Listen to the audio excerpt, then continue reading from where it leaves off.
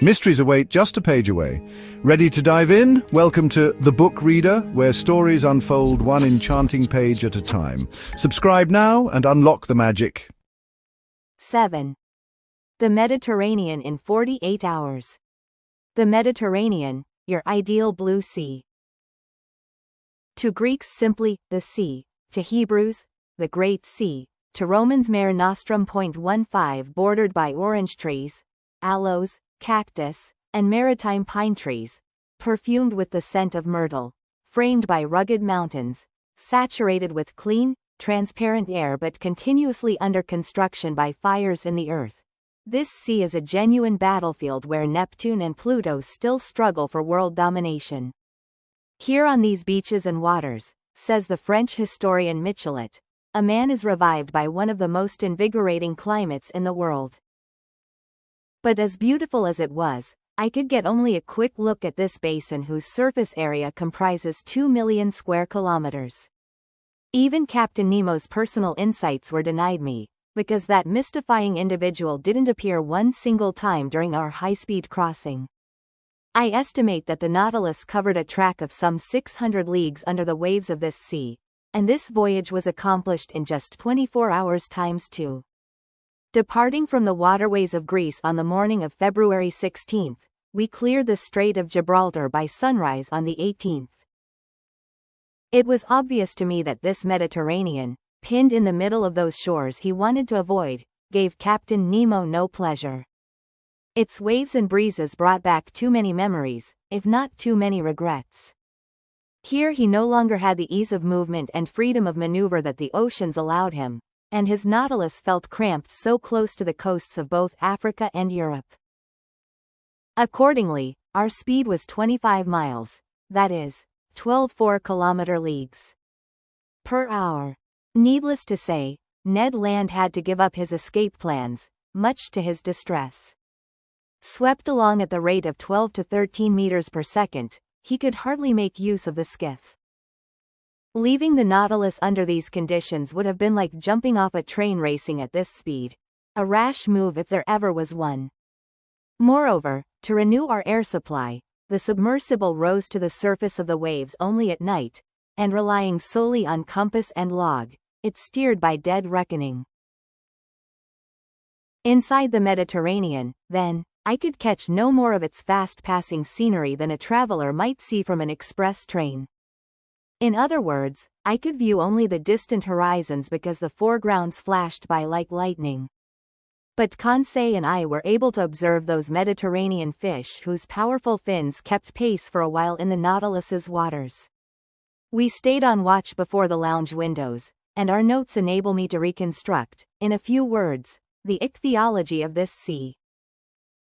Among the various fish inhabiting it, some I viewed, others I glimpsed, and the rest I missed completely because of the Nautilus's speed. Kindly allow me to sort them out using this whimsical system of classification. It will at least convey the quickness of my observations.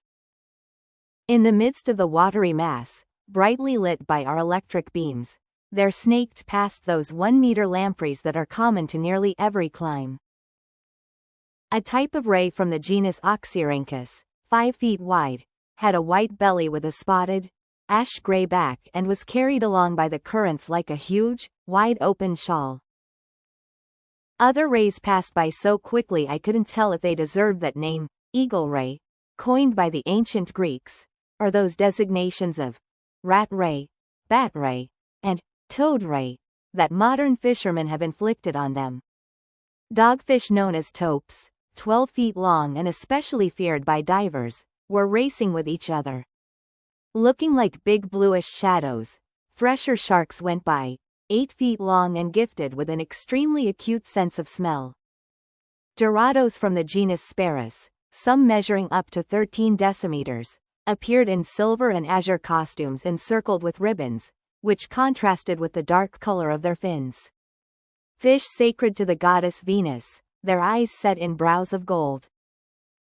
A valuable species that patronizes all waters fresh or salt, equally at home in rivers, lakes, and oceans, living in every clime, tolerating any temperature, their line dating back to prehistoric times on this earth yet preserving all its beauty from those far-off days.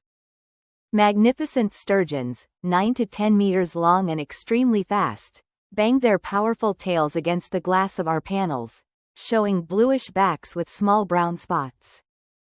They resemble sharks, without equaling their strength, and are encountered in every sea. In the spring they delight in swimming up the great rivers, fighting the currents of the Volga, Danube, Po, Rhine, Loire, and Oder, while feeding on herring, mackerel, salmon, and codfish. Although they belong to the class of cartilaginous fish, they rate as a delicacy. They're eaten fresh, dried, marinated, or salt-preserved, and in olden times they were borne in triumph to the table of the Roman epicure Lucullus.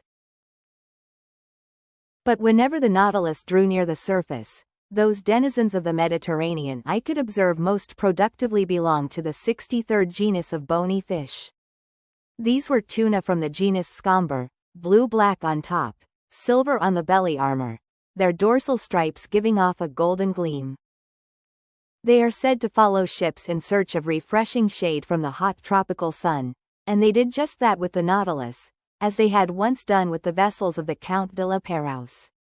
For long hours they competed in speed with our submersible. I couldn't stop marveling at these animals so perfectly cut out for racing, their heads small, their bodies sleek, spindle-shaped, and in some cases over 3 meters long, their pectoral fins gifted with remarkable strength, their caudal fins forked. Like certain flocks of birds, whose speed they equal, these tuna swim in triangle formation, which prompted the ancients to say they'd boned up on geometry and military strategy. And yet they can't escape the Provençal fishermen, who prize them as highly as did the ancient inhabitants of Turkey and Italy. And these valuable animals, as oblivious as if they were deaf and blind, leap right into the Marseille tuna nets and perish by the thousands. Just for the record, I'll mention those Mediterranean fish that Conseil and I barely glimpsed. There were whitish eels of the species Gymnotus fasciatus that passed like elusive wisps of steam, conger eels 3 to 4 meters long that were tricked out in green, blue, and yellow, 3-foot hake with a liver that makes a dainty morsel, wormfish drifting like thin seaweed, sea robins that poets call lyrefish and seaman pipers and whose snouts have 2 jagged triangular plates shaped like old Homer's lyre, swallowfish swimming as fast as the bird they're named after, red-headed groupers whose dorsal fins are trimmed with filaments, some shad, spotted with black, gray, brown, blue, yellow, and green, that actually respond to tinkling handbells, splendid diamond-shaped turbot that were like aquatic pheasants with yellowish fins stippled in brown and the left topside mostly marbled in brown and yellow, finally schools of wonderful red mullet, real oceanic birds of paradise that ancient Romans bought for as much as 10,000 sesterces apiece, and which they killed at the table, so they could heartlessly watch it change color from cinnabar red when alive to pallid white when dead. And as for other fish common to the Atlantic and Mediterranean, I was unable to observe morales, triggerfish, puffers, seahorses, jewelfish, trumpetfish, blennies, gray mullet, wrasse, smelt, flying fish, anchovies, sea bream, porgies, garfish, or any of the chief representatives of the order Pleuronecta, such as sole, flounder, plaice, dab, and brill, simply because of the dizzying speed with which the Nautilus hustled through these opulent waters. As for marine mammals, on passing by the mouth of the Adriatic Sea, I thought I recognized 2 or 3 sperm whales equipped with the single dorsal fin denoting the genus Physeter, some pilot whales from the genus Globicephalus exclusive to the Mediterranean, the forepart of the head striped with small distinct lines, and also a dozen seals with white bellies and black coats, known by the name monk seals and just as solemn as if they were 3-meter Dominicans.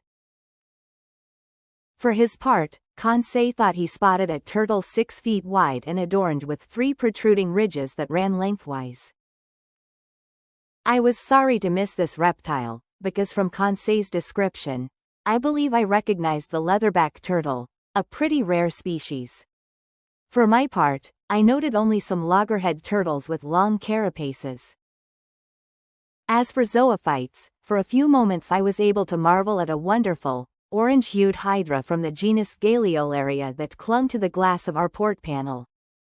It consisted of a long, lean filament that spread out into countless branches and ended in the most delicate lace ever spun by the followers of Arachne. Unfortunately, I couldn't fish up this wonderful specimen, and surely no other Mediterranean zoophytes would have been offered to my gaze, if, on the evening of the 16th, the Nautilus hadn't slowed down in an odd fashion. This was the situation. By then we were passing between Sicily and the coast of Tunisia. In the cramped space between Cape Bon and the Strait of Messina, the sea bottom rises almost all at once. It forms an actual ridge with only 17 meters of water remaining above it, while the depth on either side is 170 meters. Consequently, the Nautilus had to maneuver with caution so as not to bump into this underwater barrier. I showed Conseil the position of this long reef on our chart of the Mediterranean. But with all due respect to Master, Conseil ventured to observe, it's like an actual isthmus connecting Europe to Africa. Yes, my boy, I replied, it cuts across the whole Strait of Sicily, and Smith's soundings prove that in the past, these two continents were genuinely connected between Cape Boeo and Cape Farina. I can easily believe it, Conseil said. I might add, I went on, that there's a similar barrier between Gibraltar and Ceuta, and in prehistoric times it closed off the Mediterranean completely. Gracious, Conseil put in. Suppose one day some volcanic upheaval raises these two barriers back above the waves. That's most unlikely, Conseil. If Master will allow me to finish, I mean that if this phenomenon occurs, it might prove distressing to Mr. de Lesseps, who has gone to such pains to cut through his isthmus. Agreed, but I repeat, Conseil, such a phenomenon won't occur.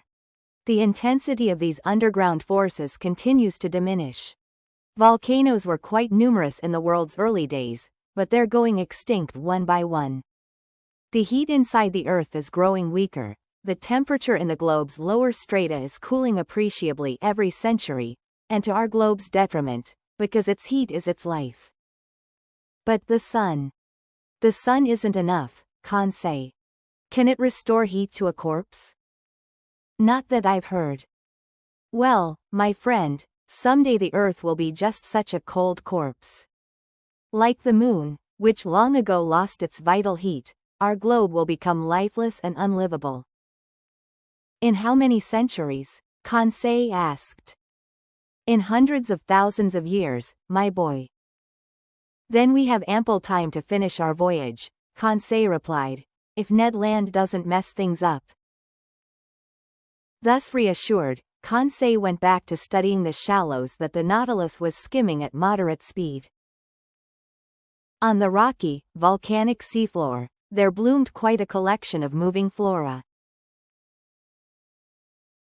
Sponges, sea cucumbers, jellyfish called sea gooseberries that were adorned with reddish tendrils and gave off a subtle phosphorescence, members of the genus Barrow that are commonly known by the name melon jellyfish and are bathed in the shimmer of the whole solar spectrum, free-swimming crinoids 1 meter wide that reddened the waters with their crimson hue, tree-like basket stars of the greatest beauty, sea fans from the genus Pavonicea with long stems, numerous edible sea urchins of various species, plus green sea anemones with a grayish trunk and a brown disc lost beneath the olive-colored tresses of their tentacles. Conseil kept especially busy observing mollusks and articulates, and although his catalogue is a little dry, I wouldn't want to wrong the gallant lad by leaving out his personal observations.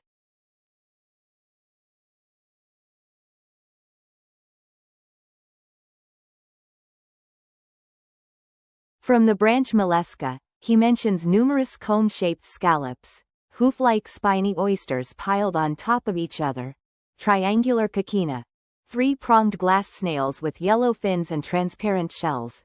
Orange snails from the genus Pluribranchus that looked like eggs spotted or speckled with greenish dots.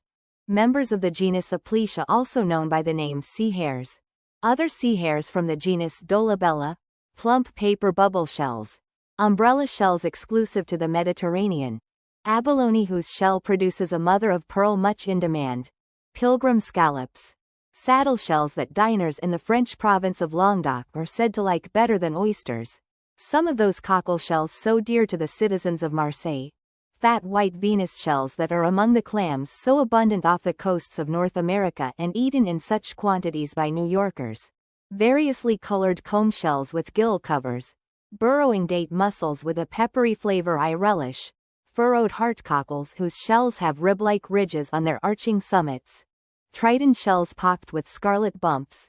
Carniera snails with backward curving tips that make them resemble flimsy gondolas. Crowned Ferola snails. Atlanta snails with spiral shells. Gray nudibranchs from the genus Tethys that were spotted with white and covered by fringed mantles. Nudibranchs from the suborder Aeolidia that looked like small slugs. Sea butterflies crawling on their backs. Seashells from the genus Auricula including the oval-shaped Auricula myosotis. Tan Wentel trap snails. Common periwinkles. Violet snails. Cinerera snails. Rock borers. Ear shells. Cabochon snails. Pandora shells, etc. As for the articulates, in his notes Conseil has very appropriately divided them into 6 classes, 3 of which belong to the marine world. These classes are the Crustacea, Cirripedia, and Annelida. Crustaceans are subdivided into 9 orders, and the first of these consists of the decapods, in other words, animals whose head and thorax are usually fused, whose cheek and mouth mechanism is made up of several pairs of appendages, and whose thorax has 4, 5, or 6 pairs of walking legs. Conseil used the methods of our mentor Professor Milne Edwards, who puts the decapods in 3 divisions: Brachyura, Macrora, and Anemora. These names may look a tad fierce, but they're accurate and appropriate. Among the Brachyura, Conseil mentions some Amanthea crabs whose fronts were armed with 2 big diverging tips, those Inachus scorpions that, Lord knows why, symbolized wisdom to the ancient Greeks. Spider crabs of the Masséna and Spinimane varieties that had probably gone astray in these shallows because they usually live in the lower depths. Xanthid crabs. Pilumna crabs. Rhomboid crabs. Granular box crabs. Easy on the digestion, as Conseil ventured to observe, toothless masked crabs. Ebalia crabs. Cymopolia crabs. Woolly-handed crabs, etc. Among the Macrora, which are subdivided into 5 families: hard shells, burrowers, crayfish, prawns, and ghost crabs. Conseil mentions some common spiny lobsters whose females supply a meat highly prized, slipper lobsters or common shrimp, waterside gebbia shrimp, and all sorts of edible species, but he says nothing of the crayfish subdivision that includes the true lobster, because spiny lobsters are the only type in the Mediterranean. Finally, among the Anemora, he saw common Drochina crabs dwelling inside whatever abandoned seashells they could take over, Hamola crabs with spiny fronts, hermit crabs, hairy porcelain crabs, etc. There Conseil's work came to a halt. He didn't have time to finish off the class Crustacea through an examination of its stomatopods, amphipods, homopods, isopods, trilobites, branchiopods, ostracods, and entomostraceans. And in order to complete his study of marine articulates, he needed to mention the class Cirripedia, which contains water fleas and carp lice, plus the class Annelida, which he would have divided without fail into tubifex worms and dorsibranchian worms. But having gone past the shallows of the Strait of Sicily, the Nautilus resumed its usual deep water speed. From then on, no more mollusks, no more zoophytes, no more articulates. Just a few large fish sweeping by like shadows. During the night of February 16-17, we entered the second Mediterranean basin, whose maximum depth we found at 3,000 meters. The Nautilus, driven downward by its propeller and slanting fins, descended to the lowest strata of this sea. There, in place of natural wonders, the watery mass offered some thrilling and dreadful scenes to my eyes. In essence, we were then crossing that part of the whole Mediterranean so fertile in casualties. From the coast of Algiers to the beaches of Provence, how many ships have wrecked, how many vessels have vanished. Compared to the vast liquid plains of the Pacific, the Mediterranean is a mere lake, but it's an unpredictable lake with fickle waves, today kindly and affectionate to those frail single masters drifting between a double ultramarine of sky and water, tomorrow bad-tempered and turbulent, agitated by the winds, demolishing the strongest ships beneath sudden waves that smash down with a headlong wallop. So, in our swift cruise through these deep strata, how many vessels I saw lying on the seafloor, some already caked with coral, others clad only in a layer of rust, plus anchors, cannons, shells, iron fittings, propeller blades, parts of engines, cracked cylinders, staved-in boilers, then hulls floating in midwater, here upright, there overturned. Some of these wrecked ships had perished in collisions, others from hitting granite reefs. I saw a few that had sunk straight down, their masting still upright, their rigging stiffened by the water. They looked like they were at anchor by some immense, open, offshore mooring where they were waiting for their departure time. When the Nautilus passed between them, covering them with sheets of electricity, they seemed ready to salute us with their colors and send us their serial numbers. But no, nothing but silence and death filled this field of catastrophes. I observed that these Mediterranean depths became more and more cluttered with such gruesome wreckage as the Nautilus drew nearer to the Strait of Gibraltar. By then the shores of Africa and Europe were converging, and in this narrow space collisions were commonplace. There I saw numerous iron undersides, the phantasmagoric ruins of steamers, some lying down, others rearing up like fearsome animals. One of these boats made a dreadful first impression. Sides torn open, funnel bent, paddle wheels stripped to the mountings, rudder separated from the sternpost and still hanging from an iron chain, the board on its stern eaten away by marine salts. How many lives were dashed in this shipwreck? How many victims were swept under the waves? Had some sailor on board lived to tell the story of this dreadful disaster, or do the waves still keep this casualty a secret? It occurred to me, Lord knows why, that this boat buried under the sea might have been the Atlas, lost with all hands some 20 years ago and never heard from again. Oh, what a gruesome tale these Mediterranean depths could tell, this huge boneyard where so much wealth has been lost, where so many victims have met their deaths. Meanwhile, briskly unconcerned, the Nautilus ran at full propeller through the midst of these ruins. On February 18, near 3 o'clock in the morning, it hove before the entrance to the Strait of Gibraltar. There are two currents here. An upper current, long known to exist, that carries the ocean's waters into the Mediterranean basin. Then a lower countercurrent, the only present-day proof of its existence being logic. In essence, the Mediterranean receives a continual influx of water not only from the Atlantic but from rivers emptying into it. Since local evaporation isn't enough to restore the balance, the total amount of added water should make this sea's level higher every year. Yet this isn't the case, and we're naturally forced to believe in the existence of some lower current that carries the Mediterranean's surplus through the Strait of Gibraltar and into the Atlantic basin. And so it turned out. The Nautilus took full advantage of this countercurrent. It advanced swiftly through this narrow passageway. For an instant I could glimpse the wonderful ruins of the Temple of Hercules, buried undersea, as Pliny and Avianus have mentioned, together with the flat island they stand on. And a few minutes later, we were floating on the waves of the Atlantic. And that marks the end of the current chapter. Thank you for listening to The Book Reader. Stay tuned for the next episode tomorrow. Please subscribe for updates.